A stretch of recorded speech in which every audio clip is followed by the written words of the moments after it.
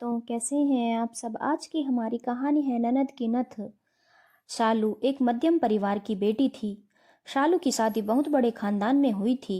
उसके ससुराल में सास ससुर के अलावा एक छोटी ननद थी। ससुराल में सब उसे बहुत प्यार करते थे। पति सुधीर तो जान छिड़कता था।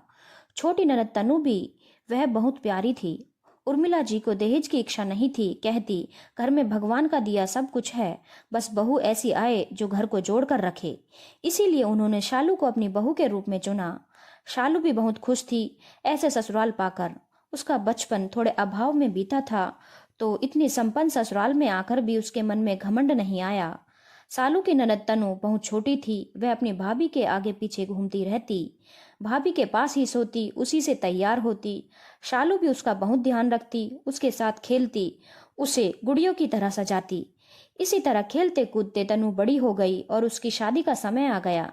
जब तनु के लिए गहने खरीदे जा रहे थे, तो उर्मिला जी ने तनु के लिए हीरे की नाक की नथ ली। घर आकर उर्मिला जी ने शालू को सारे गहने दिखाए। नाक की नथ देखते ही शालू का मन भी हीरे की नथ लेने के लिए मचलने लगा। वह उर्मिला जी से बोली, माँ जी, ये नथ कितनी सुंदर है, मुझे भी ऐसी नथ चाहिए। तुम्हारे पास भी तो इतनी सुंदर नथ है, फिर दूसरी क्यों लेनी। मगर माँ जी, वह तो सोने की है, मुझे तो ऐसी हीरे की ही नथ चाहिए। तुम्हारे लिए फिर कभी ले देंगे, अभी तनु के लिए तैयार होने दो, सुधीर ने समझाया। नहीं नहीं, मुझे तो अभी चाहिए, कहकर सालू गुस्से में पैर पटक कर चली गई। उर्मिला जी सोच में पड़ गई, क्योंकि वह शादी के इस शुभ समय पर घर में किसी भी बात पर कोई झगड़ा नहीं चाहती थी।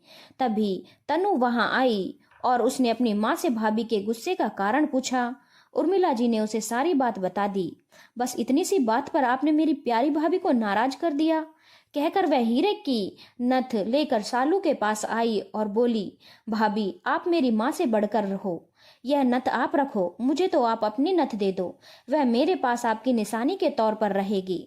शालू की बात सुनकर रीना की आंखों में आंसू आ गए। वह उर्मिला जी के पास आकर बोली, मुझे माफ कर दीजिए माँ जी, मैं रिश्तों की अहमियत समझ नहीं पाई थी।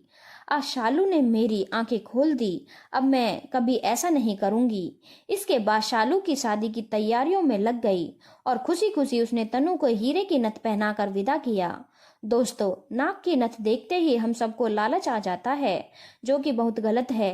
अपने बजट को देखते हुए धैर्य रखने में ही समझदारी है, तभी आप रिश्तों को उम्र भर निभा सकते हो, वरना भौतिक वस्तुएं ही रिश्तों के बीच में आ जाती हैं। धन्यवाद दोस्तों। अगर आपको कहानी अच्छी लगी हो तो चैनल को लाइक, शेयर और सब्सक्राइब करना ना भूलें।